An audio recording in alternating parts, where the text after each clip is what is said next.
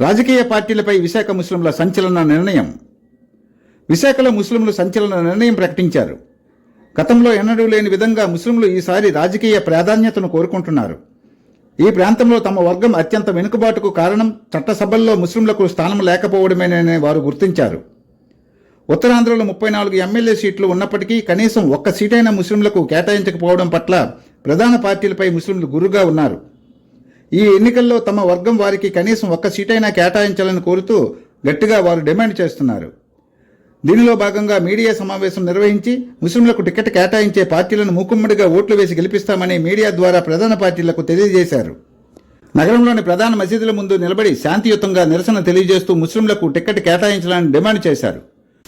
అంతేకాకుండా Telugu Desam party Visakha parliamentary అధ్యక్షులు పల్లా శ్రీనివాసరావు, ఎం శ్రీభరత్లను కలిసి వినతిపత్రాలు అందజేసి తమ డిమాండ్ను తెలియజేశారు. ముఖ్యంగా విశాఖ పాతనగరం దక్షిణ నియోజకవర్గం, విశాఖ ఉత్తరం, గాజువాక ప్రాంతాలలో ముస్లింలు అధికంగా నివసిస్తున్నారు. ఈ స్థానాలలో ఏదైనా ఒక స్థానం ముస్లింలకు కేటాయించాలన్నది ముస్లింల ప్రధాన డిమాండ్.